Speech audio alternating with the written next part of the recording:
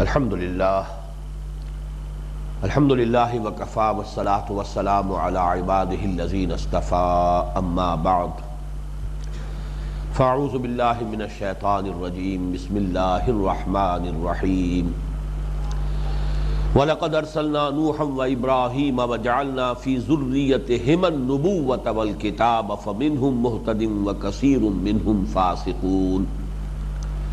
ثُمَّ قَفَّيْنَا عَلَىٰ آثَارِهِمْ بِرُسُلِنَا وَقَفَّيْنَا بِعِيسَى ابْنِ مَرْيَمَ وَآتَيْنَاهُ الْإِنْجِيلَ وَجَعَلْنَا فِي قُلُوبِ الَّذِينَ اتَّبَعُوهُ رَأْفَةً وَرَحْمَةً وَرَهْبَانِيَّةً ابْتَدَعُوهَا مَا كَتَبْنَاهَا عَلَيْهِمْ إِلَّا ابْتِغَاءَ رِضْوَانِ اللَّهِ فَمَا رَعَوْهَا حَقَّ رِعَايَتِهَا فَآتَيْنَا الَّذِينَ آمَنُوا مِنْهُمْ أَجْرَهُمْ وَكَثِيرٌ مِّنْهُمْ فَاسِقُونَ صدق اللہ العظیم۔ رب اشرح لي صدری ویسر لي امری واحلل عقدۃ من لسانی یفقہوا قولی۔ پچھلی نشست میں ہم نے ایک تو سورہ حدید کی 25 آیات پر پھر ایک نگاہ بازگشت ڈالی اور اس کے بعد 26ویں آیت کے بارے میں کسی قدر تفصیل سے گفتگو کی۔ ایک بات جو اس آیت مبارکہ میں اگرچہ ضمنی طور پر وارد ہوئی ہے لیکن بہت نہایت گہرے علمی اہمیت کی حامل ہے، اس پر ہماری گفتگو جاری تھی۔ حضرت ابراہیم علیہ السلام کے بعد نبوت اور کتاب، ان دونوں الفاظ کو میں چاہتا ہوں کہ فوکس میں لے آئیں۔ یہ مخصوص ہے ذریت ابراہیم کے ساتھ۔ اگر کہیں دنیا میں اور ہے، زیادہ تر تو ظاہر بات ہے ہمارے پاس ثبوت جو ہے وہ اسی علاقے کا ہے جسے ہم مڈل ایسٹ کہتے ہیں۔ History of Judaism, history of Christianity, یہ سب کے سب در حقیقت، اور پھر اسلام، اس کا تعلق ان تینوں مذاہب کا وہ اسی علاقے سے ہے۔ قرآن مجید نے بھی حضرت ابراہیم علیہ السلام سے قبل کے جن رسولوں کا تذکرہ کیا ہے وہ بھی اسی علاقے سے متعلق تھے، یعنی حضرت ہود اور حضرت صالح۔ اس کے علاوہ پوری دنیا میں ہندوستان ہے، چین ہے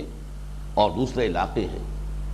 کم سے کم ہندوستان اور چین جو ہے یہ تو بہت قدیم مراکز ہیں تہذیب کے اور تمدن کے۔ ان سے کوئی صراحت کے ساتھ بحث جو ہے قرآن حکیم نے نہیں کی ہے۔ بات بالکل واضح ہے کہ چونکہ ان کے بارے میں جو اولین مخاطب تھے قرآن مجید کے، یعنی اہل عرب، چونکہ ان کے پاس واقفیت نہیں تھی، لہذا خام خواہ ان کا تذکرہ کرنا ان کے لیے گویا کہ ایک لایعنی سی بات بھی ہوتا، یا پہلے انہیں تاریخ و جغرافیہ کی تعلیم دی جاتی، اور پھر یہ کہ ان تمام علاقوں میں جو انبیاء اور رسل آئے تھے ان کا تذکرہ جو ہے کیا جاتا، اور اس کی قطعاً کوئی حاجت نہیں تھی۔ البتہ یہ جو اشکال سامنے آیا تھا جس کا حل ہمیں کرنا ہے کہ ایک طرف قرآن کہتا ہے کہ وَإِن مِّن قَرْيَةٍ إِلَّا خَلَا فِيهَا نَذِيرٌ اور وَلِكُلِّ قَوْمٍ هَادٍ، دوسری طرف یہ حقیقت سامنے آ رہی ہے کہ کم سے کم گزشتہ 4500 برس کے دوران تو صرف ذریت ابراہیم ہی میں کتاب اور نبوت رہی ہے۔ اس کا حل کیا ہے؟ دیکھیے ان دونوں الفاظ پر اگر آپ غور کریں گے تو ہر لفظ کی اپنی ایک کونوٹیشن ہوتی ہے۔ ہاد، ہادی، ہدایت دینے والا، یہ ایک عام لفظ ہے۔ اسی طریقے سے نذیر، خبردار کرنے والا، یہ بھی ایک عام لفظ ہے۔ کوئی بھی شخص جو حقائق سے آشنا ہو جائے، چاہے وہ از خود آشنا ہوا ہو،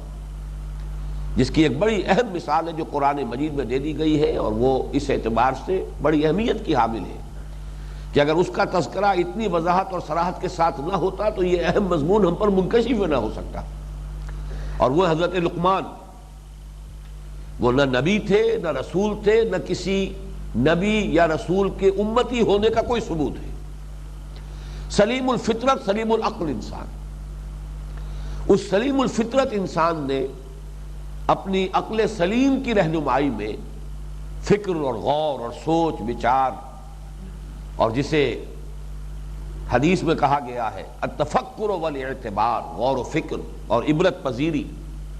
اس کے نتیجے میں جہاں تک رسائی حاصل کی وہ بنیادی تعلیمات جو قرآن کی ہیں، یعنی توحید، معاد، یہاں تک ان کی رسائی ہو گئی۔ اب ظاہر بات ہے کہ اس پر تیسری چیز وہی ہے نیکی اور بدی، جس کا امتیاز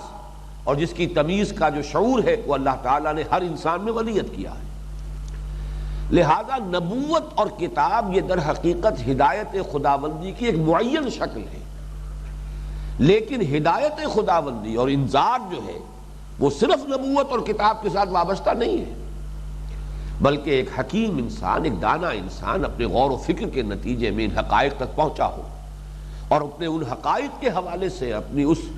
جو بھی علمی اور عقلی اس کی یافت ہے، رسائی جہاں تک ہوئی ہے، اس کے حوالے سے لوگوں کو خبردار کر رہا ہو، نیکی کی تلقین کر رہا ہو۔ یا بنی اقم الصلاۃ وامر بالمعروف وانہ عن المنکر واصبر علی ما اصابک، انذار بھی ہوگا، آخرت کی طرف توجہ بھی دلائی جائے گی، توحید کی تلقین بھی ہوگی، شرک کی مذمت بھی ہوگی، یا بنی لا تشرک باللہ ان الشرک لظلم عظیم۔ تو یہ تمام بنیادی حقائق جو ہے نبوت اور کتاب کے بغیر بھی نوع انسانی کی گویا کہ رسائی کے اندر اندر ہے۔ اس حوالے سے مختلف حکماء اگر وہ صحیح فکر تک پہنچ گئے، توحید تک پہنچ گئے، ان کی رسائی ہو گئی، انہوں نے پہچان لیا کہ حیات دنیاوی جو ہے اس سے پوری تسکین نہیں ہو رہی، ذہن مطمئن نہیں ہو رہا، کوئی اور زندگی ہونی چاہیے، ہو کر رہے گی، اس حوالے سے انہوں نے انذار آخرت بھی کیا۔ تو یہ انذار اور یہ ہدایت یہ عام الفاظ ہیں، پوری دنیا میں اللہ تعالیٰ نے اس قسم کے ہادی اور اس قسم کے منذر اٹھائے ہیں۔ ضروری نہیں کہ وہ نبی ہو، لیکن نبوت اور کتاب شریعت سے در حقیقت عبارت ہے، واضح ایک ہدایت، یہ کرو یہ نہ کرو، یہ حرام ہے اور یہ تمہارے لیے واجب ہے اور فرض ہے۔ یہ معاملہ جو ہے یہ ذریت ابراہیم پر اللہ تعالیٰ کا خصوصی فضل و کرم ہوا ہے، جس کے لیے کہ قرآن مجید میں وہ آیت بھی موجود ہے کہ انی جاعلک للناس اماما، نوع انسانی کے لیے ایک امامت کا مقام جو حضرت ابراہیم علیہ السلام کو عطا ہوا ہے، در حقیقت یہ اسی کا ایک مظہر ہے کہ نبوت اور کتاب جو ہے یعنی ہدایت خداوندی کی یہ معین شکل یہ مخصوص کر دی گئی ہے نسل ابراہیمی کے لیے۔ اگرچہ نسل ابراہیمی کی ایک شاخ وہ ہے جو حضرت اسحاق اور یعقوب سے چلی،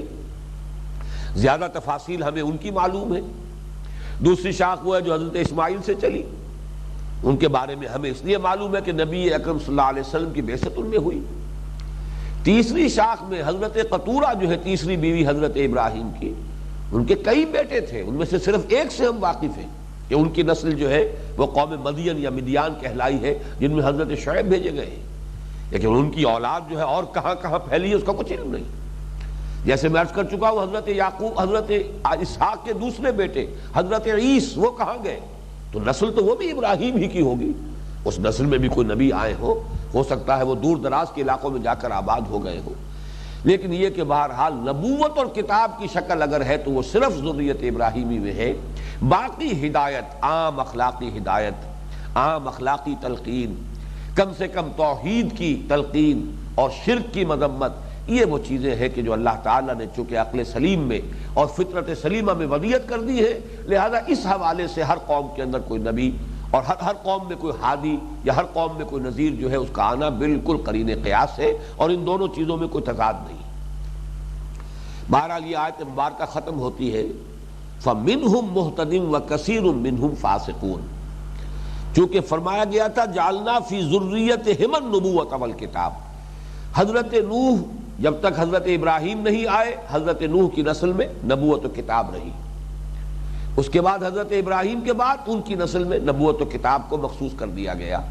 لیکن یہ کہ وہ ذریت نوح ہو یا ذریت ابراہیم، یہ سب کے سب نیک لوگ نہیں تھے۔ فَمِنْهُمْ مُهْتَدٍ،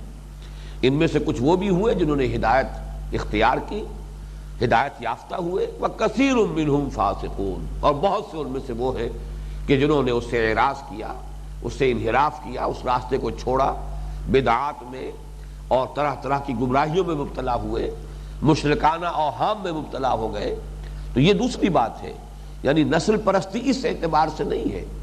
کہ ان کی نسل لازماً جو ہے وہ بھلے ہی لوگوں پر مشتمل تھی، لیکن یہ کہ بہرحال ان میں کچھ لوگ ایسے بھی رہے کہ جو ہدایت پر تھے، وَكَثِيرٌ مِّنْهُمْ فَاسِقُونَ، لیکن ان میں سے بہت سے وہ ہیں کہ جو فاسق ہیں، نافرمان ہیں، اللہ کی ہدایت سے منہ موڑ کر وہ فسق اور فجور کے اندر مبتلا ہو گئے۔ اب آئیے جو اس حصے کا جو اصل مضمون تھا یہ اصل میں دوسری آیت میں آ رہا ہے۔ ثم قفینا علی آثارہم برسلنا، پھر ہم نے ان کے نقوش پا پر، نقوش قدم پر ہم نے اپنے بہت سے رسولوں کو اٹھایا۔ یہ قاف فا اور یا کا جو مادہ ہے، اسی سے لفظ ہمارے ہاں بنتا ہے قوافی، قافیہ۔ پیچھے جو لفظ آتا ہے شعر کے جس کے حوالے سے ایک رذم قائم ہوتا ہے، ایک یکسانیت پیدا ہوتی ہے، اسے ہم قافیہ کہتے ہیں۔ تو قفا ہے کسی شے کے پیچھے لگنا، کسی کے آخری حصہ کسی کے پیچھے لگنا، کسی کی پیروی کرنا۔ اور یہ لفظ جو ہے قفینا قرآن مجید میں 4 مرتبہ آیا، جن میں سے 2 مرتبہ تو یہی ہے اسی مقام پر، اور اس مادے سے صرف ایک جگہ اور لفظ آیا وَلَا تَقْفُ مَا لَيْسَ لَكَ بِهِ عِلْمٌ إِنَّ السَّمْعَ وَالْبَصَرَ وَالْفُؤَادَ كُلُّ أُولَٰئِكَ كَانَ عَنْهُ مَسْئُولًا۔ یہ بھی ہمارے منتخب نصاب میں سورہ بنی اسرائیل کا جو 4تھا رکوع ہے۔ وَلَا تَقْفُ، مت پیچھے لگو، مت پیچھے پڑو ان چیزوں کو جن کے لیے تمہارے پاس کوئی واضح علم نہیں ہے۔ ان السمع والبصر والفؤاد، ہم نے یہ صلاحیتیں جو تمہیں دی ہیں یہ اس لیے دی ہے کہ ان کی رہنمائی کو اختیار کرو۔ سماعت ہے، بصارت ہے، عقل ہے، غور و فکر کرو سوچ بچار سے ان چیزوں سے، یا پھر یہ کہ دوسرا ہدایت جو ہے وہ وحی کا سلسلہ ہے، لیکن اس سے ہٹ کر اوہام ہیں طرح طرح کے، جو بھی ہمارے ہاں اوکلٹ سائنسز کے نام سے چیزیں مشہور ہیں، ستارہ شناسی ہے اور یہ دست شناسی ہے، اسی طرح سائنس آف نمبرز ہے، مختلف چیزیں، اگرچہ نام ان کو سائنس کا دے دیا گیا ہے لیکن ان کو کہتے ہیں اوکلٹ سائنسز۔ ان سے گویا کہ ہٹایا گیا ہے کہ ان کے پیچھے نہ پڑو، یہ در حقیقت جو تمہیں سمع و بصر اور عقل کی صلاحیتیں دی گئی ہیں یہ ان کی ناقدری ہے کہ انسان ان چیزوں کا کی جو ہے ان کی پیروی کرے، ان کے پیچھے پڑے۔ ثم قفینا علی آثارہم برسولنا، پھر ہم نے ان کے نقش قدم پر، یعنی حضرت نوح، حضرت ابراہیم اور ان کے جو صالح پیرو تھے، ان کے نقش قدم پر ہم نے بھیجا اپنے بہت سے رسولوں کو۔ وقفینا بعیسی ابن مریم، اور پھر ہم نے پیچھے اٹھایا ان کے عیسیٰ، مریم کے بیٹے عیسیٰ کو۔ وآتیناہ الانجیل، اور اسے ہم نے عطا کی انجیل، اس لیے کہ کتاب، نبوت اور کتاب، نبوت کے ساتھ کتاب کا جو ایک سلسلہ ہے، ایک ربط ہے، تو حضرت موسیٰ علیہ السلام کو تورات، اور اس کے بعد جو انبیاء بنی اسرائیل ہیں ان کو بہت سے صحیفے ہیں جو دیے گئے، خاص طور پر ایک صحیفہ جو ہے زبور کے نام سے مشہور ہے جو حضرت داؤد کو دیا گیا، پھر حضرت عیسیٰ علیہ السلام کو انجیل کے ساتھ مبعوث کیا گیا۔ وَجَعَلْنَا فِي قُلُوبِ الَّذِينَ اتَّبَعُوهُ رَأْفَةً وَرَحْمَةً، اور جن لوگوں نے اس کی پیروی کی یعنی حضرت عیسیٰ علیہ السلام کی، ان کے دلوں میں ہم نے رافت اور رحمت پیدا کر دی۔ رافت اور رحمت یہ تقریباً مترادف الفاظ بھی ہیں، بہت سے الفاظ ایسے ہوتے ہیں کہ جو مترادفات کے طور پر مستعمل ہوتے ہیں، لیکن ظاہر بات ہے کہ 2 لفظ ہیں تو 2 مفہوم یقیناً ہوتے ہیں، اور پھر جب وہ بیک وقت سامنے آتے ہیں تو پھر غور کرنا پڑتا ہے کہ ان کے مابین فرق کیا ہے، ورنہ ایک دوسرے کی جگہ استعمال ہو جائیں گے۔ جیسا کہ بارہا ہمارے ہاں اس منتخب نصاب کے درس کے دوران ایمان اور اسلام مترادف بھی ہے لیکن ان کا اپنا علیحدہ مفہوم بھی ہے، جہاد اور قتال مترادفات میں بھی ہے لیکن ان کا علیحدہ علیحدہ مفہوم اور مدلول بھی ہے، نبوت اور رسالت، نبی اور رسول یہ تقریباً مترادف بھی ہے لیکن یہ کہ ان کا اپنا اپنا علیحدہ مفہوم بھی ہے، جس کے بارے میں اصول یہ بیان کیا گیا ہے کہ اذا تفرقا اجتمعا واذا اجتمعا تفرقا، جب یہ جوڑوں کے الفاظ جو ہے علیحدہ علیحدہ آتے ہیں تو مفہوم تقریباً ایک ہی ہوتا ہے، لیکن جہاں دونوں آ جائیں گے وہاں یقیناً کوئی نہ کوئی فرق ہوگا کہ جس کو ظاہر کرنا مقصود ہے۔ جہاں پر بھی یہ جوڑا بن کر آیا ہے رافت اور رحمہ، ان دونوں میں جو نسبت ہے وہ یہ ہے کہ رافت اس کیفیت کا نام ہے کہ کسی کے دکھ اور درد کو انسان اپنے دل میں محسوس کر سکے۔ اس کے لیے فارسی کا وہ لفظ جو ہے بہترین ہے، ہمدردی۔ ہمدردی جو ہے، ہم جماعت، آپ ایک جماعت میں ہیں، ہم عصر ایک زمانے کے لوگ، ہم درد جن کا درد مشترک ہے، یعنی یہ کہ ایک دوسرے کے درد کو محسوس کرنے والے لوگ، وہ ہمدرد ہیں۔ خنجر چلے کسی پہ تڑپتے ہیں ہم امیر، سارے جہاں کا درد ہمارے جگر میں ہے۔ یہ ہمدردی کا مادہ جو ایک حدیث میں رفق سے تعبیر کیا گیا ہے، وَمَن يُحْرَمُ الرِّفْقَ فَقَدْ حُرِمَ الْخَيْرَ كُلُّهُ، جو شخص دل کی نرمی سے محروم کر دیا گیا وہ کل کے کل خیر سے محروم ہو گیا۔ کٹھور دل، سخت دل انسان وہ گویا کہ خیر سے بالکل محروم ہو گیا۔ تو یہ رقیق القلب ہونا، اسی کے لفظ شفیق بھی آتا ہے۔ مشفق وہ ہے کہ جس کو آپ کا مشفق وہ ہے آپ کے بارے میں اسے اندیشے رہے کہ اسے کہیں کوئی غضب نہ پہنچ جائے، اس کو کوئی تکلیف نہ پہنچ جائے، اسے کوئی نقصان نہ پہنچ جائے۔ یہ ہے شفقت۔ والدین کی شفقت یہی ہے کہ انہیں یہ فکر دامنگیر رہتی ہے کہ اولاد کو کہیں کوئی نقصان نہ ہو، غضب نہ پہنچے۔ تو یہ جو الفاظ ہیں یوں سمجھیے کہ رافت در حقیقت ان کے لیے ایک جامع عنوان ہے۔ دل کی وہ کیفیت کہ جس میں کسی کے دکھ کو، کسی کے درد کو انسان خود اپنے باطن میں محسوس کر سکے۔ اس کا نتیجہ پھر نکلتا ہے رحمت۔ رحمت یہ ہے کہ اب آپ اس کے درد کو بانٹنے کی کوشش کریں، ازالے کی کوشش کریں، اس کی تکلیف کو رفع کرنے کی کوشش کریں۔ یہ گویا کہ اس کا نتیجہ ہے رافت اور رحمت۔ تو گویا کہ جب جوڑے کی شکل میں آئے اور بیک وقت دونوں الفاظ آئے تو ان میں یہ نسبت ہے، اور حضور صلی اللہ علیہ وسلم کے یہ دونوں الفاظ یہ آئے ہیں یا تو اللہ کے لیے آتے ہیں رؤوف الرحیم، وہ رؤوف ہے اور رحیم ہے، نہایت شفیق، نہایت مہربان اور نہایت رحم فرمانے والا۔ پھر حضور کے لیے سورہ توبہ کی آخری آیت میں آئے ہیں کہ بالمؤمنین رؤوف الرحیم، آخری سے پہلی آیت حضور کے لیے بھی دونوں الفاظ، اور یہاں پر حضرت مسیح علیہ السلام کے پیروکاروں کے لیے خاص ان کے دلوں میں ایک رقت قلبی، جیسا کہ حضرت ابوبکر کے بارے میں خاص طور پر صحابہ کرام میں سے یہ جو وصف ہے یہ بہت ہی مشترک تھا حضور کے اور حضرت ابوبکر کے مابین۔ اس اعتبار سے حضرت ابوبکر رضی اللہ تعالی عنہ حضور صلی اللہ علیہ وسلم کی شخصیت کا ایک کامل پرتو تھے۔ یہ ہے رافت اور رحمہ۔ اب اس کے بعد آیا وَرَهْبَانِيَّةً ابْتَدَعُوهَا، رہبانیت کی بدعت ہے جو انہوں نے ایجاد کی ہے۔ اس رافت اور رحمت کا ایک نتیجہ نکلا ہے اصل میں، جب وہ حد اعتدال سے تجاوز کر گیا تو اس نے رہبانیت کی شکل اختیار کر لی۔ ما كتبناها علیہم، ہم نے نہیں لازم کیا تھا اسے ان پر۔ اگلا ٹکڑا جو ہے اس پر بعد میں گفتگو کریں گے، پہلے اس کو سمجھ لیجئے کہ لفظ رہبانیت اصل میں کیا ہے۔ عام طور پر ہم روحبانیت کا لفظ استعمال کرتے ہیں، لفظ دونوں درست ہے لیکن یہاں رہبانیت ہے، روحبانیت نہیں ہے۔ رہب کہتے ہیں خوف کو، چنانچہ قرآن مجید میں فَإِيَّايَ فَارْهَبُونَ، بس مجھی سے ڈرو۔ اسی طریقے سے تُرْهِبُونَ بِهِ عَدُوَّ اللَّهِ وَعَدُوَّكُمْ أَعِدُّوا لَهُم مَّا اسْتَطَعْتُم مِّن قُوَّةٍ وَمِن رِّبَاطِ الْخَيْلِ تُرْهِبُونَ بِهِ، مسلمانوں اپنے دشمنوں کو خوف زدہ کرنے کے لیے اپنے پاس طاقت اور اسلحہ جو ہے حتی الامکان فراہم کرو تاکہ تم ڈراؤ، خوف زدہ کر دو اپنے دشمنوں کو بھی، اللہ کے دشمنوں کو بھی۔ تو یہ رہب جو ہے خوف، رہب سے رہبان، را کے زبر کے ساتھ بنے گا، جیسے رحم سے رحمان۔ یہ فعلان کا مادہ جو ہے، جب کوئی صفت کوئی وصف جو ہے بہت ہی ایک ہیجانی کیفیت میں ہو، طوفانی انداز کی ہو، ٹھاٹھے مارتے ہوئے سمندر کی طرح رحمت، یہ رحمان کے لفظ میں ظاہر ہوتی ہے۔ رہبان جس کے اندر بہت ہی زیادہ خشیت الہی اور اللہ کا خوف، آخرت کی باز پرس کا خوف انتہائی شدت اختیار کر جائے، وہ ہے رہبان، بہت زیادہ خوف زدہ، بہت زیادہ ڈرنے والا، جس میں خشیت، آخرت کے محاسبے کا خوف جو ہے وہ بہت شدید ہو گیا ہے، وہ رہبان ہے۔ تو رہبان سے رہبانیت، یہ گویا کہ اب اس کیفیت کا نام ہے، اور اب اس سے جو ایک نظام وجود میں آیا اس کے لیے گویا کہ بطور اس میں علم بن گیا۔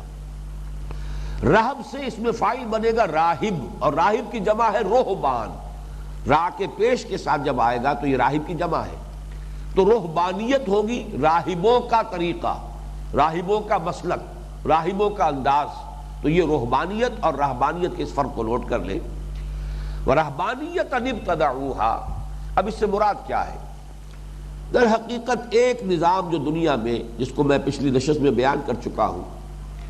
کہ انسان جہاد اور قتال کے راستے سے ہٹ کر کوئی راستہ نکالے، اور شیطان جو ہے انسان کو اس کی تمام تر توجہ کو صرف ذاتی اصلاح کے اوپر مرکوز کر دے، اور اس میں اس درجے تشدد ہو جائے کہ انسان اپنی نفس کشی پر آمادہ ہو جائے۔ دیکھیے ایک لفظ ہے سیلف کنٹرول، ضبط نفس، یہ تو مراد، یہ تو مطلوب ہے، اس کے بغیر تو ظاہر بات ہے کہ انسان کوئی کام کر ہی نہیں سکتا۔ تقویٰ نام ہی اس کا ہے کہ پہلے آپ کو اپنے نفس کے اوپر کنٹرول حاصل ہو، اور پھر آپ اپنے نفس کو اللہ کے سامنے جھکا دیں، یہ تقوی ہے۔ تو تقوی اور ضبط نفس یہ گویا کہ تقریباً مترادف الفاظ ہو جائیں گے، لیکن ایک لفظ نفس کشی،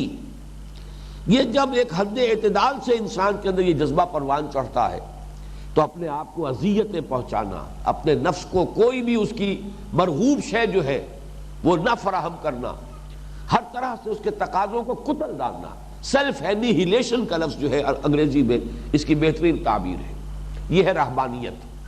کہ انسان جو ہے اس میں اتنا مبالغہ کرے، اتنا تعمق کرے، جس کی کہ نفی قرآن مجید میں بھی آئی ہے، قل من حرم زینۃ اللہ التی اخرج لعبادہ والطیبات من الرزق۔ اے نبی ان سے کہیے کس نے حرام کی ہے وہ چیزیں جو اللہ تعالیٰ نے زینت کی اپنے بندوں کے لیے پیدا کی ہے، اور جو پاکیزہ چیزیں ہیں جو رزق کی اللہ تعالیٰ نے پیدا فرمائی ہے، کس نے حرام کر دیا ان کو؟ جائز راستے سے حاصل کرو، جائز راستے سے اچھا کھاؤ، اچھا پہنو، جائز سے، حرام سے نہیں۔ اسی طریقے سے ادائے حقوق جو ہے، اللہ کا حق ہے وہ اس کو ادا کرو، اپنے پڑوسی کا حق ہے وہ اس کو ادا کرو، اپنے رشتہ داروں کا حق ہے اس کو ادا کرو۔ ادائے حقوق کے بعد وفی اموالہم حق للسائل والمحروم، جو سائلین ہیں، محرومین ہیں، ان کا حق ادا کرو۔ اس کے ساتھ ساتھ قرآن کا جو دین کا تصور ہے وہ یہ ہے کہ وَإِنَّ لِنَفْسِكَ عَلَيْكَ حَقًّا، تمہارے نفس کا بھی تم پر حق ہے، اس کو بھی اس کا حق پہنچاؤ، جو بھی اس کے لیے ضروریات زندگی ہے، جو اس کے تقاضے ہیں، جو اللہ تعالیٰ نے داعیات رکھ دیے اس جسم کے اندر، ان تمام داعیات کو پورا کرو، لیکن جائز راستے سے۔ لیکن ایک انتہا یہ ہوتی ہے، حد اعتدال سے جب انسان تجاوز کرتا ہے، نیکی کا یہ جذبہ ایک عجیب شکل اختیار کرتا ہے، مبالغہ اور تعمق، انتہائی گہرائی میں جا کر، اور پھر یہ ہے کہ انسان اپنے نفس کو اس کے جائز حقوق جو ہیں وہ بھی دینے کے لیے تیار نہیں ہوتا، بلکہ یہ کہ ان پر قدغنیں بٹھا کر اور پھر معاشرے سے کٹ کر اور ہر طرح کی جو بھی آسائشیں ہیں معاشرتی، اس سے بھی اپنے آپ کو محروم کر کے جنگلوں میں جا کر، غاروں میں جا کر، پہاڑوں کی گفاؤں میں جا کر، چوٹیوں پر جا کر، برفانی چوٹیوں پہ ایک شخص کھڑا ہوا ننگا بدن اور سردی کو جھیل رہا ہے، برداشت کر رہا ہے تاکہ وہ اپنے نفس کو کچلے۔ یہ ہے در حقیقت وہ رہبانیت کہ جس میں کچھ لوگ لیکن یہ اپنی نیک نیتی اور نیک دلی سے اس راستے کی طرف گئے، اور اس کو در حقیقت شیطان نے ان کو ڈائیورٹ کیا ہے، ان کے رخ کو موڑ دیا ہے، بجائے اس کے کہ معاشرے میں رہے اور باطل کا کے ساتھ مقابلہ کرے، ظلم کا استحصال کرے، بدی کو ختم کرنے کی کوشش کرے۔ اس کی بجائے یہ ہے کہ معاشرے سے کٹ جاؤ اور جا کر کہیں غاروں میں، کہیں گفاؤں میں، کہیں پہاڑوں کی چوٹیوں پر، وہاں جا کر علیحدہ ہو کر بس نفس کشی کے اندر، اپنی اسی سیلف اینیہیلیشن کے اندر اپنی پوری زندگی بتا دو۔ یہ راستہ در حقیقت رہبانیت ہے جس کے بارے میں شدت سے نفی آئی ہے اسلام میں۔ حضور کی ایک حدیث ہے مسند احمد ابن حنبل میں رحمہ اللہ، لا رہبانیت فی الاسلام، اسلام میں کوئی رہبانیت نہیں۔ لیکن یہ کہ ایک اور حدیث کے اندر میں سمجھتا ہوں کہ یہ بھی مسند احمدی کی حدیث ہے، رہبانیت ہذہ الامت الجہاد فی سبیل اللہ، یہ نہایت حکیمانہ قول ہے حضور کا صلی اللہ علیہ وسلم، اس امت کی رہبانیت جہاد فی سبیل اللہ ہے۔ اس سے زیادہ حکیمانہ بات نہیں ہو سکتی۔ تم اپنے نفس کو تکلیفیں پہنچانا چاہ رہے ہو تو یہی تکلیفیں جہاد فی سبیل اللہ میں بھی تو ہے، جبکہ تم غاروں میں بیٹھ کر تکلیفیں پہنچاؤ گے اپنے نفس کو تو اس سے صرف تمہیں اپنی ذات کو کوئی فائدہ پہنچے گا، اگر پہنچے گا، اگرچہ اس میں بہت سے خطرات بھی ہیں، اس پر بعد میں تذکرہ ہوگا۔ وہ خطرات جو ہیں بہت زیادہ خوفناک نتائج پیدا کر سکتے ہیں، لیکن فرض کیجئے مثبت پہلو ہی سامنے رکھا جائے تو صرف تمہاری ذات کو فائدہ پہنچ رہا ہے۔ یہی تکلیفیں تم اپنے نفس کو پہنچاؤ جہاد فی سبیل اللہ میں، وہاں جا کر بھوک بھی آ جاتی ہے۔ ایسا وقت بھی آتا ہے جیسا کہ غزوہ تبوک میں ہوا ہے کہ تین مجاہدین کے لیے 24 گھنٹے کا راشن، ایک کھجور۔ اب اس سے زیادہ نفس کشی اور کیا ہوگی؟ لیکن یہ نفس کشی اس راستے میں ہے کہ جس سے دین کا غلبہ ہوگا، نظام عدل و قسط قائم ہوگا، بحیثیت مجموعی جو ہے کروڑوں انسان جو ہے وہ ظلم کے اور جبر کے اور استبداد اور استحصال کے پھندوں سے نجات پائیں گے۔ ان کے لیے پھر ممکن ہوگا کہ اپنے پروردگار کی طرف کوئی توجہ کریں، اس سے لو لگائیں، اس کے ساتھ جو ہے راتوں کو کھڑے ہو کر اس کے ساتھ مکالمہ اور مخاطبہ کریں، اس کے ساتھ مناجات کریں۔ لیکن یہ کہ یہ کب ہوگا؟ جبکہ انہیں اس ظلم کی چکیوں سے نکالا جائے، وہ جو کولو کے بیل بنے ہوئے ہیں، وہ جو بار برداری کے جانور بن کر رہ گئے، ان کے لیے کہاں ممکن ہے کہ وہ اللہ تعالیٰ سے لو لگائیں اور کہیں کوئی اعلیٰ خیال بھی ان کے ذہن میں آ سکے؟ تو نوع انسانی کو ان بندھنوں سے آزاد کرنے کے لیے جد و جہد کرو، وہ جہاد فی سبیل اللہ ہے۔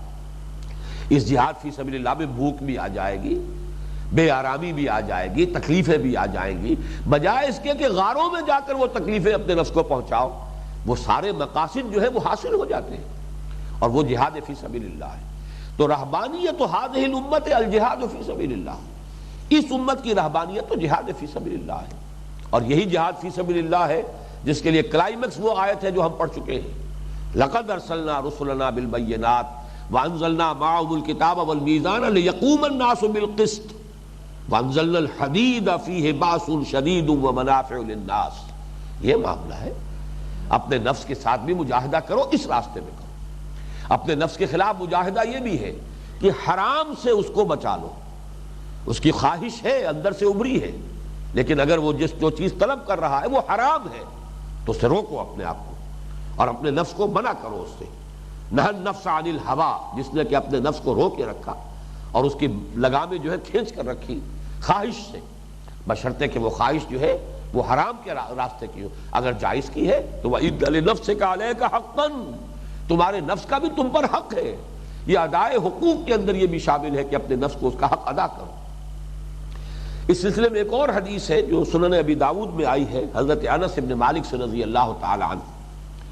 چونکہ رہبانیت میں نہایت تشدد ہوتا ہے، بلکہ ایک لفظ میں نے استعمال کیا بار بار، تعمق، بہت گہرائی میں جانا، چھوٹی چھوٹی چیزوں سے جن کو ہم صغائر کہتے ہیں ان کے بارے میں بھی نہایت حساس ہو جانا، تکلف ہے، تعمق ہے، بہت ہی اس کے بارے میں حساسیت ہو گئی ہے یہ چیز جو ہے، اور اپنے اوپر انسان بہت ہی سختی کر رہا ہے۔ حضور نے فرمایا لا تشددوا علی انفسکم ویشدد اللہ علیکم، دیکھو اپنے اوپر زیادہ تشدد نہ کرو، زیادہ سختی نہ کرو، اس نفس کو جائز چیزوں سے بھی محروم نہ کرو، نتیجہ کیا نکلے گا؟ اللہ تم پر سختی کرے گا، پھر یہ سختی جو ہے تمہارے لیے ناقابل برداشت ہو جائے گی۔ وہی اس آیت کے اندر بھی آگے آئے گا، فَإِنَّ قَوْمًا شَدَّدُوا أَنفُسَهُمْ فَشَدَّدَ اللَّهُ عَلَيْهِمْ، اس لیے کہ تم سے پہلے بھی ایک قوم ایسی گزری ہے جس نے اپنے اوپر بہت تشدد کیا، نفس کشی کی انتہا کو پہنچ گئے تو اللہ نے بھی ان پر سختی کی۔ فَتِلْكَ بَقَایَاهُمْ فِي الصَّوَامِعِ وَالدَّيَارِ، تو اب جو تم دیکھتے ہو ان کنیساؤں میں اور ان گرجوں میں اور ان راہب خانوں میں، یہ ان کے بقایا بیٹھے ہوئے ہیں۔ تو جو ان کا حشر ہے، یہ تو جو خود مغربی جو مورخین ہیں اور جو انہوں نے ہسٹری آف موناسٹسزم، کرسچین موناسٹسزم کی جو تاریخ مرتب کی ہے، اس میں جس طرح کی تفاصیل ہمارے لیے رونگٹے کھڑے کر دینے والی بات ہے کہ ابتدائی دور میں تو یقیناً جن لوگوں نے اس کا ایجاد کیا ہے اس کو، تو انہوں نے اپنے اوپر بہت تشدد کیا، بہت سختی کی، اور کچھ لوگ ہوتے ہیں باہمت لوگ کہ جو اس سختی کو برداشت کر جاتے ہیں، پابندی کر جاتے ہیں، لیکن یہ کہ اکثر لوگ پھر جب آتے ہیں پیروی کرنے کی کوشش کرتے ہیں، پھر وہ ان کی پابندی نہیں کر پاتے، نتیجہ کیا نکلتا ہے کہ بظاہر راہب ہے، راہبہ ہے، غیر شادی شدہ ہے، لیکن یہ کہ اندر خانے جو ہے اخلاق باختہ ہے، زناکاری ہو رہی ہے، راہب خانے ہیں لیکن اندر زناکاری ہو رہی ہے، حرامی اولاد پیدا ہو رہی ہے، ان کے گلے گھونٹے جا رہے ہیں، راہب خانوں کے تہخانوں میں قبرستان بن گیا ہے ناجائز اولاد کا۔ تو بظاہر کچھ ہے راہبائیں ہیں، لیکن یہ کہ حقیقت میں پھر انسان جب اپنی فطرت سے کشتی کرتا ہے تو کچھ لوگ باہمت ہوتے ہیں کہ جو واقعتاً قابو پا لیتے ہیں، اپنے نفس کو کچل دیتے ہیں اور اس کی پابندی کر سکتے ہیں، لیکن اکثریت کا معاملہ یہ نہیں ہوتا، بلکہ پھر انسان کی طبیعت، اس کی سرشت اسے پچھاڑ دیتی ہے، اور پھر جو انسان گرتا ہے گندگی کے اندر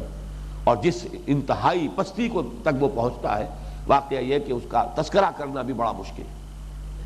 تو یہاں فرمایا مت کرو اپنے اوپر تشدد۔ یہی وجہ ہے کہ میں نے بار بار آپ کو توجہ دلائی ہے کہ قرآن مجید میں 3 مقامات ہیں اہم جن میں کبائر سے بچنے کو کہا گیا ہے۔ ان تجتنبوا کبائر ما تنہون عنہ نکفر عنکم سیئاتکم وندخلکم مدخلا کریما، سورہ نساء میں فرمایا اگر تم ان بڑی بڑی چیزوں سے جن سے تمہیں روکا جا رہا ہے اگر اجتناب کر لو گے تو چھوٹی چیزیں ہم خود دور کر دیں گے۔ عام طور پر جو مذہبی مزاج اور مذہبی ذہنیت بنتی ہے وہ ان چھوٹی چیزوں میں جب تعمق ہونا شروع ہوتا ہے تو پھر بسا اوقات صورت وہ پیدا ہو جاتی ہے کہ مچھر چھانے جاتے ہیں، سموچے اونٹ نگلے جاتے ہیں، جو کہ حضرت مسیح علیہ السلام نے یہود کے علماء پر تنقید کی تھی۔ تمہارا حال یہ کہ مچھر چھانتے رہتے ہو اور سموچے اونٹ نگل جاتے ہیں۔ چھوٹی چھوٹی چیزوں میں تعمق بھی ہے اور تشدد بھی ہے، تکلف بھی ہے، اوور ایمفسس بھی ہے، لیکن یہ کہ بڑی بڑی چیزیں جو ہیں وہ نکلی جا رہی ہیں۔ اسی طرح سورۃ النجم میں فرمایا ہے کہ یجتنبون کبائر الاسم والفواحش الا اللمم، معمولی چیزیں جو ہے انسان سے ہو جاتی ہیں ان کے بارے میں ذرا زیادہ حساس نہ رہو، اس لیے کہ اصول یہ دیا گیا ہے کہ ان الحسنات یذہبن السیئات، نیکیاں جو ہے ان چھوٹی چھوٹی برائیوں کو، صغائر کو خود بخود انسان کی نیکیاں جو ہے اس کا ازالہ کرتی رہتی ہے۔ انسان وضو کرتا ہے تو جیسا کہ حدیث میں آتا ہے آنکھوں کو دھوتا ہے، پانی ڈالتا ہے تو آنکھوں کے گناہ جو ہے وہ دھل جاتے ہیں، وہ صغائر ہوں گے، غیر ارادی طور پر کسی نامحرم پر نگاہ پڑ گئی تھی اور فرض کیجئے کہ اس وقت کوئی تلذذ بھی محسوس کیا انسان نے، اس کی کوئی نیت نہیں تھی، ارادہ نہیں تھا، اللہ تعالیٰ اس کو معاف فرمائے گا۔ وضو کرتے ہوئے جب آنکھ دھوئیں گے آپ تو وہ اس کی جو بھی قدورت ہے اس کی کثافت دھل جائے، ہاں ارادے کے ساتھ معاملہ نہ ہو، وہ پھر کبائر کے معاملہ چلا جائے گا۔ اسی طرح سورہ شورى میں ہم پڑھ چکے ہیں والذین یجتنبون کبائر الاسم والفواحش واذا ما غضبوا هم یغفرون، تو ایک تو ہے در حقیقت اپنی پوری توجہ کو اس جد و جہد پر مرکوز کرنا کہ دین غالب ہو، نظام عدل و قسط قائم ہو، ظلم کا، باطل کا، استحصال کا، جبر کا استیصال کر دیا جائے، اور اس میں خود انسان کبائر سے بچا ہوا ہو، تمام بڑے بڑے گناہوں سے اس نے اپنے آپ کو محفوظ کر لیا ہو، پھر صغائر کا معاملہ اللہ تعالیٰ خود جو ہے اس کو دھوتے رہتے ہیں۔ نکفر عنکم سیئاتکم، ہم تمہاری برائیوں کو دور کر دیں گے۔ ان حسنات یذہبن السیئات، وہ خود بخود جو ہے دھلتی چلی جاتی ہے۔ تو یہ ہے دو باتیں جو ذہن میں رکھنے کی ہے، اور اس میں جو عام طور پر جو ایک مذہبی مزاج کے اندر تشدد اور تعمق پیدا ہو جاتا ہے اس کی بہترین مثال جو ہے حدیث نبوی میں، بڑی اہم حدیث ہے یہ، اور یہ متفق علیہ ہے، بخاری اور مسلم دونوں میں موجود ہے۔ حضرت انس بن مالک سے رضی اللہ تعالی عنہ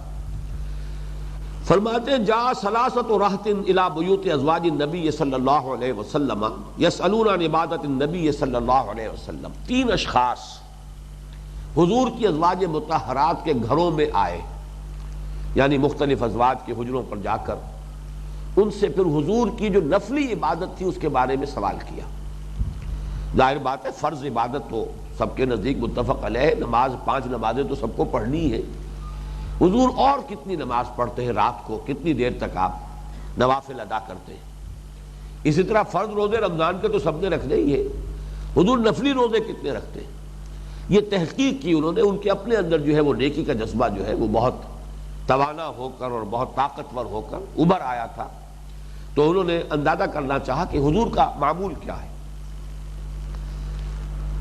یسألون عن عبادت النبی، فلما اخبروا، جب انہیں اس کی خبر دی گئی، ظاہر بات ہے نہ حضور کی زندگی میں کوئی تکلف اور تسنع تھا، نہ ازواج مطہرات رضی اللہ تعالی عنہن اجمعین ان کی طرف سے کوئی اس معاملے کے اندر کوئی مبالغہ آرائی ہو سکتی تھی، معاذ اللہ، جو صحیح صورت تھی انہوں نے بیان کر دی۔ کأنہم تقالوہا،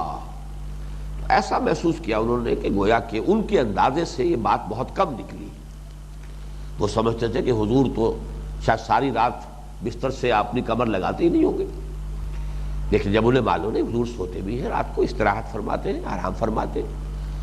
ہاں آپ تہجد بھی پڑھتے ہیں، نماز پڑھتے ہیں، نوافل پڑھتے ہیں، لیکن یہ کہ آرام بھی فرماتے ہیں۔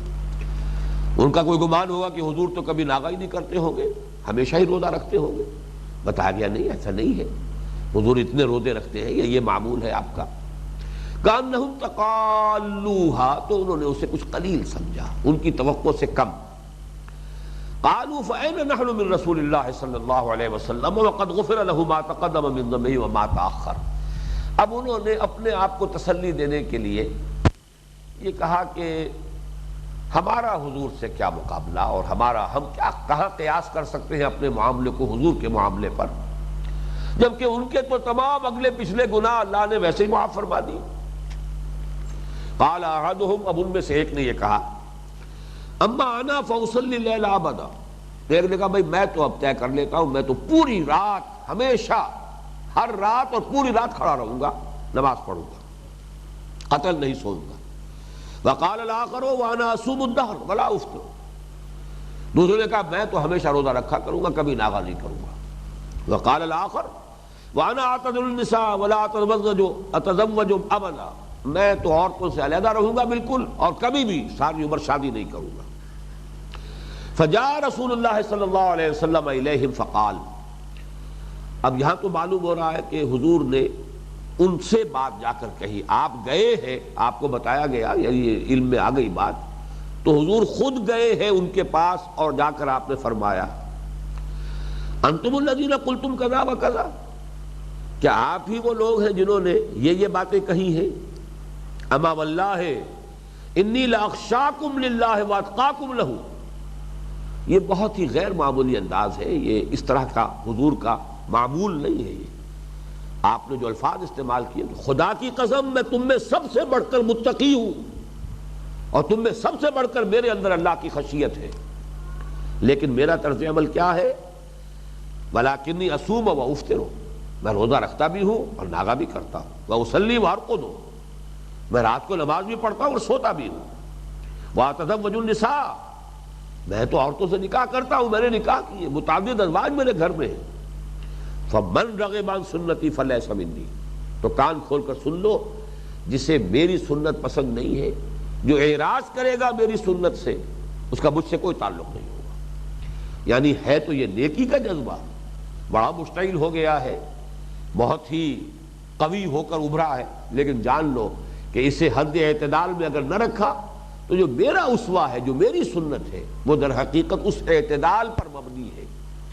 کہ نفس کا بھی حق ہے، وَإِنَّ لِنَفْسِكَ عَلَيْكَ حَقًّا، جیسے کہ میں نے بارہا سنایا ہے۔ حضرت عمرو بن العاص رضی اللہ تعالی عنہ کے بیٹے حضرت عبداللہ، ان میں بھی اسی طرح کا غلبہ ہو گیا تھا، پوری رات، اور روزہ رکھتے تھے ہمیشہ۔ تو حضور نے بلا کر جواب طلبی فرمائی ہے، یا عبداللہ اولم اخبر انک تصوم الدہر وتقوم اللیل، اے عبداللہ مجھے تو یہ بتایا گیا ہے کہ تم پوری رات نماز پڑھتے ہو اور ہمیشہ روزہ رکھتے ہو، تو اب کیا کہیں؟ حضور کے سامنے چھپائے تو کیسے چھپائے؟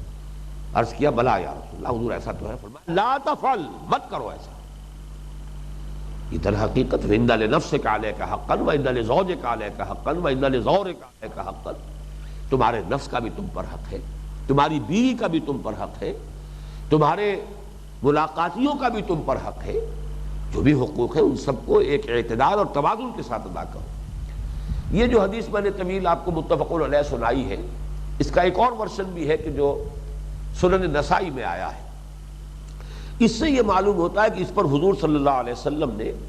پھر باقاعدہ اجتماع میں بھی خطاب فرمایا ہے، یعنی ایک تو یہ کہ ان تینوں اشخاص سے جا کر آپ نے ان کو تنبیہ فرمائی کہ یہ میرا راستہ نہیں ہے، یہ میرا طریقہ نہیں ہے، اچھی طرح کان کھول کر سن لو، من رغب عن سنتی فلیس منی۔ لیکن اس پر مستزاد یہ کہ پھر گویا کہ آپ نے خطبہ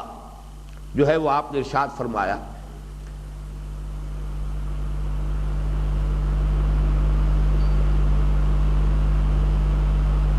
فبلغ ذلك رسول اللہ صلی اللہ علیہ وسلم فحمد اللہ واثنى علیہ ثم قال ما بال اقوام یقولون کذا وکذا لکنی اصلی وانام واصوم وافطر واتزوج النساء فمن رغب عن سنتی فلیس منی۔ اس روایت سے یہ بات ظاہر ہو رہی ہے کہ حضور نے جب یہ دیکھا کہ یہ بھی ایک ٹرینڈ ہے، یہ بھی ایک رجحان ہے، یہ صرف ان تین افراد کا معاملہ نہیں ہو سکتا ہے کہ یہ چیز مسلمانوں کی جماعت کے اندر زیادہ بڑے پیمانے پر سراج کر جائے، تو پھر آپ نے یہ خطبہ دیا، اللہ تعالیٰ کی حمد فرمائی، ثنا اللہ تعالیٰ کی بیان فرمائی، اس کے بعد فرمایا، اور یہ عمومی الفاظ کی شکل میں، ما بال اقوام یقولون کذا وکذا، کیا ہو گیا لوگوں کو کہ ایسی ایسی باتیں کر رہے ہیں؟ کوئی یہ کہہ رہا ہے کہ میں ہمیشہ روزہ رکھوں گا، کبھی افطار نہیں کروں گا، کبھی ناغا نہیں کروں گا، کوئی کہتا ہے کہ میں پوری رات نماز پڑھا کروں گا، لیکن دیکھو سن لو، لاکنی اصلی وانام واصوم وافطر، میرا طریقہ یہ ہے کہ میں نماز بھی پڑھتا ہوں اور سوتا بھی ہوں، اور روزہ رکھتا بھی ہوں اور ناغا بھی کرتا ہوں، واتزوج النساء، اور میں تو اس زواج کی زندگی میں گزار رہا ہوں، فمن رغب عن سنتی فلیس منی، تو جسے بھی میری سنت پسند نہیں ہے یا جو بھی میری سنت سے اعراض کرے گا وہ اس کا پھر مجھ سے کوئی تعلق نہیں۔ اس سے دو باتیں اچھی طریقے سے سمجھ لیجئے۔ نمبر ایک، اسلام دین فطرت ہے، فطرت اللہ التی فطر الناس علیہا، اس میں اعتدال ہے، توازن ہے، سیلف کنٹرول مطلوب ہے، سیلف انہیلیشن، ضبط نفس درکار ہے، نفس کشی یہ پسندیدہ نہیں ہے، جبکہ رہبانیت خلاف فطرت ہے، اور اس خلاف فطرت ہونے کے باعث بسا اوقات انسان پھر شکست کھا جاتا ہے اپنے آپ سے، فیصلہ تو کر لیتا ہے لیکن اس کی پابندی نہیں کر پاتا۔ یہ اسی آیت مبارکہ کے آخر میں یہ مضمون آئے گا۔ اور دوسری بات جو اصل میں جو اس کلائمیکس کے ساتھ اس اینٹی کلائمیکس کا جو تعلق ہے، اس رب کو ذہن میں رکھیے کہ اسلام چاہتا ہے یہ کہ در حقیقت رخ جو رہے انسان کا وہ رہے اقامت دین، انقلابی عمل، ظلم کا خاتمہ، باطل کا استیصال، بدی کے ساتھ پنجہ آزمائی، اصل توجہ ادھر رہے۔ اس کے دوران بھی ظاہر بات ہے کہ بھوک بھی آئے گی، تکلیف بھی آئے گی، مصائب بھی آئیں گے، فاقے بھی آئیں گے، پیٹوں پر پتھر بھی باندھنے پڑ جائیں گے، راتوں کو سونا جو ہے نصیب نہیں ہوگا۔ یہ ساری مشکلات اور مصائب جو خام خواہ ایک تکلف اور تشنع کی شکل میں جو اس نظام رہبانیت میں آتے ہیں انسان اپنے اوپر طاری کرتا ہے، یہ سب کے سب آئیں گے، لیکن یہ کہ وہ پروڈکٹیو ہوں گے اس اعتبار سے کہ معاشرے میں عدل قائم ہو، انصاف کا دور دورہ ہو۔ اور یہ جو رہبانیت کا نظام ہے یہ ایک اعتبار سے ظلم کو اور باطل کو اور بدی کو اور شر کو تقویت پہنچاتا ہے، اس لیے کہ جو نیک لوگ ہیں وہ میدان سے ہٹ گئے، وہ معاشرے کو چھوڑ کر اور جا کر گپھاؤں میں اور غاروں کے اندر بیٹھ گئے، اور یہ جو دنیا جو ہے اب اشرار کے لیے، ظالموں کے لیے، شریر لوگوں کے لیے گویا کہ اور چھوٹ انہیں حاصل ہو گئی کہ اور کھل کھیلے، ان کو کوئی چیلنج کرنے والا نہیں رہا۔ اس اعتبار سے میں نے کہا تھا یہ شیطان کا اغوا اور اضلال ہے، جس کی بہترین تعبیر ہے جو علامہ اقبال نے کی ہے کہ ابلیس نے جو اپنے اس دور کے چیلوں چانٹوں کو جو بھی اس نے ہدایات دی ہیں، کیونکہ اس نے کہا کہ مجھے اندیشہ یہ ہے کہ کہیں وہ ہو نہ جائے آشکارا شرع پیغمبر، کہیں عصر حاضر کے تقاضاؤں سے ہے لیکن یہ خوف ہو نہ جائے آشکارا شرع پیغمبر کہیں، لہذا راستہ ایک ہی ہے، مست رکھو ذکر و فکر صبح گاہی میں اسے، پختہ تر کر دو مزاج خانقاہی میں اسے۔ اب آگے چلیے، فرمایا وَجَعَلْنَا فِي قُلُوبِ الَّذِينَ اتَّبَعُوهُ رَأْفَةً وَرَحْبَةً وَرَهْبَانِيَّةً ابْتَدَعُوهَا، رہبانیت کی بدعت انہوں نے ایجاد کی۔ یہاں اسے لفظ بدعت جو ہے اس کو سمجھ لیجئے، ایک ہے اجتہاد، کتاب و سنت میں جو اصول دیے گئے ہیں ان سے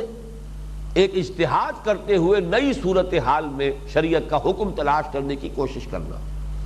بدعت کہتے ہیں ایک ایسی چیز جس کی کوئی اصل ہے ہی نہیں، بے بنیاد بات، اور یہاں پر اس رہبانیت کو بحیثیت ایک انسٹیٹیوشن کے، ایک نظام کے، ایک فلسفے کے قرآن مجید بدعت قرار دے رہا ہے۔ وَرَهْبَانِيَّةً ابْتَدَعُوهَا مَا كَتَبْنَاهَا عَلَيْهِمْ، ہم نے وہ شے ان پر لازم نہیں کی تھی، إِلَّا ابْتِغَاءَ رِضْوَانِ اللَّهِ۔ اس کے دو ترجمے کیے گئے ہیں، یہ مشکلات میں سے ہے یہ مقام، اگرچہ ایسے مقام پر یہ نوٹ کر لیجئے یہ قرآن مجید کا اعجاز ہے کہ جہاں کہیں اس طرح کا احتمال ہوتا ہے کہ دو مفہوم ہو سکتے ہیں، دو امکانات ہیں، احتمال ہے، تو وہاں پر دونوں ہی اپنی جگہ پر قیمتی ہوتے ہیں۔ ما کتبنا علیہم الا ابتغاء رضوان اللہ، ایک ترجمانی یوں کی جاتی ہے ہم نے نہیں فرض کیا تھا ان پر کچھ بھی سوائے اس کے کہ اللہ کی رضا حاصل کرنے کی کوشش کرے۔ ہم نے یہ تو فرض کیا تھا کہ اللہ کو راضی کرو، لیکن یہ رہبانیت ہم نے فرض نہیں کی تھی۔ ایک ترجمانی یوں کی گئی ہے کہ انہوں نے رہبانیت کی بدعت جو ایجاد کی تو تھی وہ اللہ کی رضا کے حصول کے لیے ہی، یعنی بدنیت ہی نہیں تھی، بسا اوقات نیکی کا جذبہ ہوتا ہے کہ جو حد اعتدال سے تجاوز کر کے بدی کے راستے پر پڑ جاتا ہے۔ جیسا کہ ظاہر بات ہے کہ ان تین صحابہ کا معاملہ جو ابھی ہم نے حدیث میں پڑھا ہے تفصیل سے، وہ کسی بدنیتی پر، کسی بری نیت کے اوپر تو مبنی نہیں تھا، نیکی کا جذبہ تھا، خیر کا جذبہ تھا، اللہ سے لو لگانے کا جذبہ تھا، لیکن یہ ہے کہ وہ بدنیتی کے بغیر بھی کوئی شے کسی شر کا ذریعہ بن جاتی ہے، اور اس کے لیے ہی در حقیقت جو ہمارے پاس تحفظ ہے،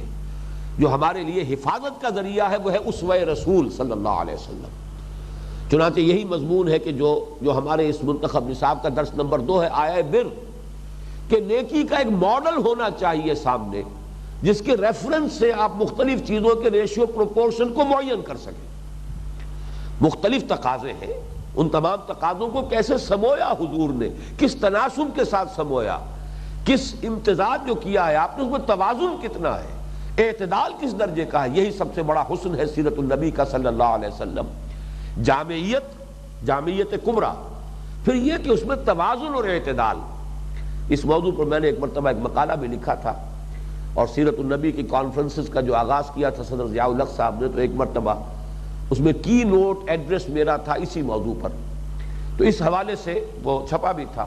کہ حضور کی سیرت کا سب سے زیادہ جو نمایاں اور امتیازی وصف ہے وہ توازن اور اعتدال ہے۔ مختلف بلکہ متضاد تقاضوں کو آپ نے سمویا ہے نہایت توازن اور اعتدال کے ساتھ۔ اس موضوع پر اور اس آیت مبارک پر ہماری گفتگو ابھی جاری رہے گی، اب وقت ختم ہو گیا ہے۔ اگلے ہفتے بھی یہ 2 نشستیں ہماری جو ہے ابھی اس